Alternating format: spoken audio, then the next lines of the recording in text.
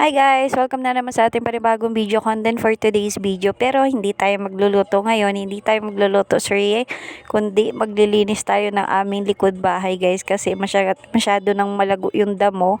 Ayan, natatabunan na yung tanim kong talong at saka yung ating talbos ng kamote. Ayan, nagtanim na ako kaysa manghingi ako ng manghingi. Tsaka bawas na rin sa ano guys, sa kung sakaling mamunga man. Ayan, first time ko lang din magtanim ng mga gulay-gulay. Ayan, mahal kasi dito guys sa Tagaytay yung mga gulay-gulay. Kaya magtanim na lang tayo kasi may bakanting lote naman dyan sa likod bahay namin. Ayan, nagpaalam na rin ako dun sa may-ari. Nung inuupahan naming bahay, pumayag naman siya. Kaya ayan, nilinisan namin. Tapos tinaniman namin ng aking partner ng talong. Ayan. Dati isang talong lang yun. Tapos yun, mayroon siyang nakuha na talong din. Ayan, tinanim niya rin dyan. Kaya ayan, dumami. Tapos kumuha ako nung yung bumili kami ng talbos ng kamote. Ayan, tinanim ko dyan sa likod. Tapos mayroon dyan na unang tinanim ko yung bell pepper. Ang kaso lang, nilagyan niya ng abono. Kaya hindi pala pwedeng lagyan ng abono yung bell pepper. Ayun, namatay. Madami na sana siya guys. Siguro mga 7 pirasong bell pepper na yung tumubo. Mga isang dangkal na yung Kaso lang yun, nung nilagyan ng abono, namatay siya guys. Kaya yun.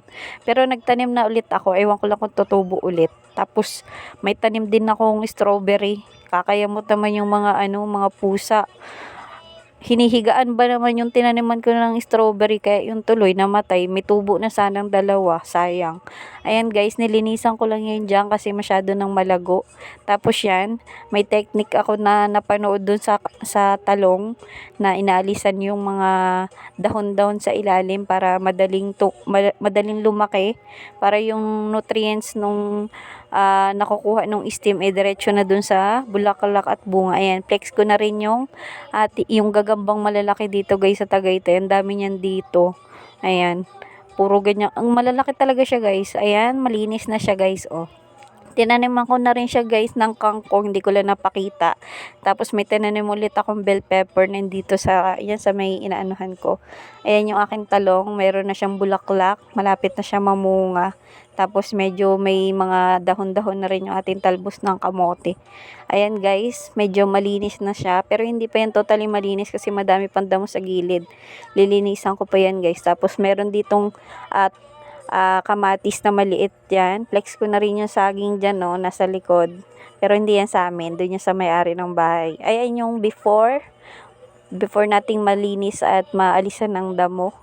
Ayan, malago talaga siya guys. Ayan na yung after. Ayan, medyo malinis-linis lang kahit konti. Pero marami pa rin damo dun sa gilid guys. Lilinisan ko pa yan. Ayan, pag hindi nagliligalig yung anak ko. Hindi ko rin napakita dun sa gilid guys. Nalinisan ko rin sa gilid ng bahay namin kasi malago na rin yun. Yan lang guys. Thank you sa panonood. Bye-bye!